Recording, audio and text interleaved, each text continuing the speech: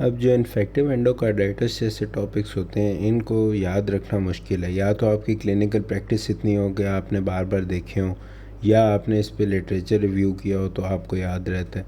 लेकिन अगर आपको एज अ स्टूडेंट याद रखने हैं तो इसके लिए आपको विजुअल निमोनिक्स वगैरह की ज़रूरत पड़ेगी। इसलिए जो मैं आपको पिक्चर शो कर रहा हूँ कि बंदे के बाजू पे ए का टैटू है, हार्ट पे पी लिखा हुआ है, उसके हाथ में एक डक है और दूसरे हाथ में इंजेक्शन है, और उसकी ज़ुबान जो है वो स्नेक जैसी है। तो आपने ये सारी चीज़ें याद रखनी है ताकि ये टॉपिक आपको याद रहे।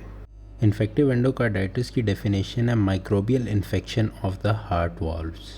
तो सबसे इम्पॉर्टेंट जो है हमारे पास अब माइक्रोबायोलॉजी को समझना है।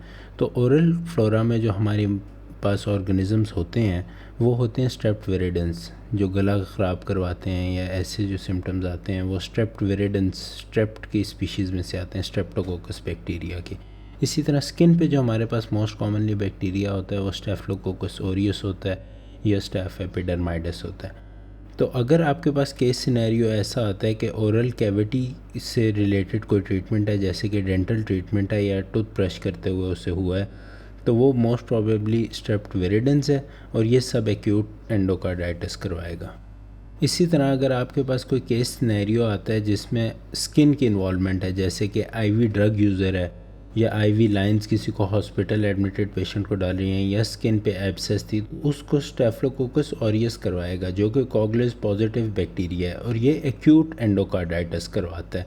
और जो आईवी ड्रग यूज़र्स हैं इसमें सबसे इंपॉर्टेंट बात है कि ट्राइकस्पिड वाल्व की इन्वॉल्वमेंट होगी।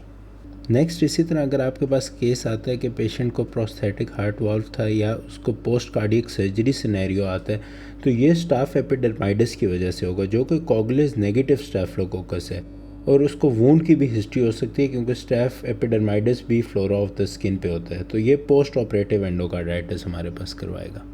ज़्यादातर जो केस सिनेरियो आते हैं वो उन्हीं टॉपिक्स में से आते हैं जो हमने डिस्कस कर लिए हैं। आगे जो हम डिस्कस कर रहे हैं ये आपके नॉलेज के लिए कर रहे हैं।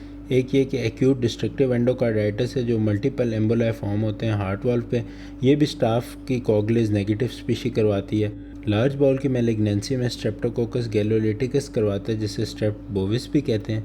इम्यूनो कॉम्प्रोमाइज पेशेंट में फंजाई, कैंडिडा और एस्पेरजिलस की इन्वॉल्वमेंट होती है।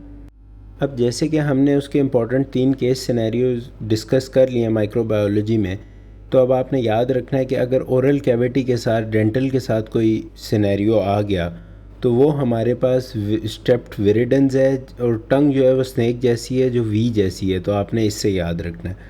इसी तरह अगर नीडल के साथ सिनेरियो आ गया तो आपने याद रखना है कि वो स्टेफिलोकोकस ऑरियस है जो उसके बाजू पे ए वाला टैटू है। और अगर प्रोस्थेटिक वेल्व्स के साथ सिनेरियो आता है तो फिर स्टाफ एपिडर्माइडस है। जिस तरह एपिडर्माइडस में पी आता है, ई के बाद पी, तो प्रोस्थेटिक वेल्व्स में आपने ये याद रखना है कि पी जो है वो प्रोस्थेटिक वेल्व्स एपिडर्माइडस में है।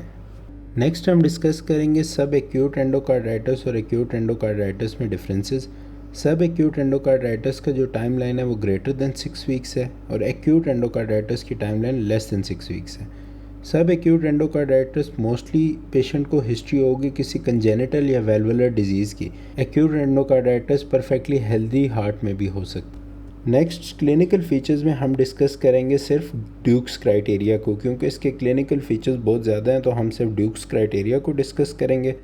फर्स्ट ये कि ड्यूक्स क्राइटेरिया के 2 कंपोनेंट्स होते हैं, एक मेजर और एक माइनर।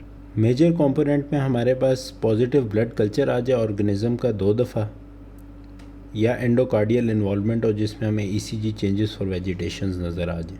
अब माइनर के टोटल 7 क्राइटेरिया हैं, लेकिन पहले 2 वही हैं जो हमने पीछे डिस्कस किए थे लेकिन मेजर क्राइटेरिया पूरा ना कर रहे हों। तो blood culture not achieving major criteria, suggestive ECG finding not achieving major criteria. Third हमारे पास है हिस्ट्री ऑफ वेल्वुलर डिजीज़ और कंजेनिटल हार्ट डिजीज़। फोर्थ है हमारे पास IV drug user. Fifth, fever. Sixth, embolic phenomena like splinter haemorrhages on nails या Janeway lesions on the palm. Seventh हमारे पास वेस्कुलिटिक फिनोमिना जो कि है ऑस्लर नोड्स फिंगर टिप्स पे जो कि पेनफुल नोड्स होते हैं। जो डक है वो शो कर रही है कि ये ड्यूक्स क्राइटेरिया, जैसे हमने इंट्रो में वो मैन के हाथ में डक डिस्कस की थी तो वो ड्यूक्स क्राइटेरिया के लिए। ड्यूक्स क्राइटेरिया हमने डिस्कस कर लिया कि वो होता क्या है, लेकिन ये विजुअल निमोनिक इसलिए ताकि आपको याद रहे। तो डुक्स क्राइटेरिया के 2 मेजर पॉइंट्स में से पहला था पॉजिटिव कल्चर। तो अगर 2 पॉजिटिव कल्चर आते हैं, इधर 2 बैक्टीरिया शो किए हुए हैं, तो हमारे पास मेजर एक क्राइटेरिया पूरा होता है।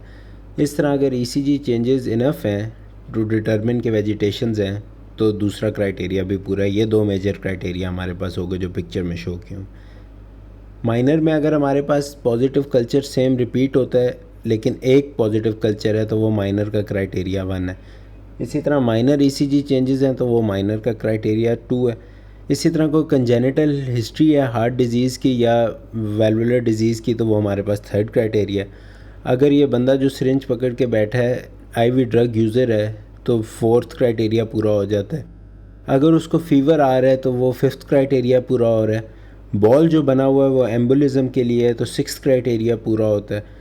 और वेस्कुलाइटिस जो वेसल बनी हुई है तो वो 7th क्राइटेरिया। आप ये पिक्चर अपने पास स्क्रीनशॉट लेके रख लें। आपको अगर इसमें से कुछ पॉइंट्स भी याद रहते हैं तो प्रोबेबली एग्ज़ाम में आपका वो पॉइंट हो जाएगा। इन्वेस्टिगेशंस भी हमारे बीच में ही डिस्कस हो गई हैं, लेकिन इन्वेस्टिगेशंस ये हैं कि ब्लड कल्चर आप भेजते हैं 3 to 6 times greater than 6 hours apart, उनमें डिफरेंस होना चाहिए टाइम का। देन ECG जो कि वेजिटेटिव लीजन्स एंड हार्ट की एब्सेस को शो करती हैं, एको जो कि अल्ट्रासाउंड ऑफ हार्ट होता है, and then CRP and ESR। Treatment, अब ट्रीटमेंट हम उसी तरह डिस्कस करेंगे कि सब एक्यूट एंडोकार्डाइटिस का जो ऑर्गेनिज्म थे वो वही हैं जो गला ख़राब कराते हैं। तो गला ख़राब कराते हैं तो ज़्यादातर लोग कौन सी दवाई इस्तेमाल करते हैं? अमॉक्सिसिलिन। तो सब एक्यूट एंडोकार्डाइटिस में अमॉक्सिसिलिन 2 ग्राम 6 टाइम्स डेली।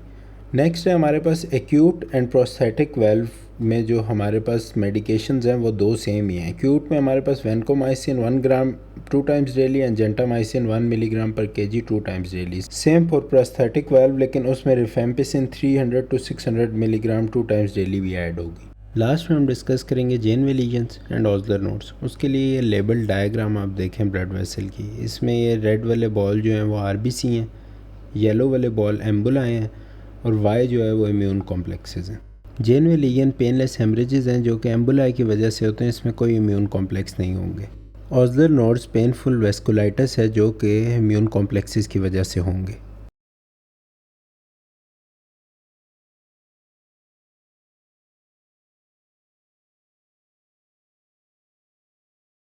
अब लास्ट में आप ये याद रखें कि जेनवे लीजन्स जो हैं वो पाम एंड सोल्स पे पेनलेस हेमरेजेस हैं।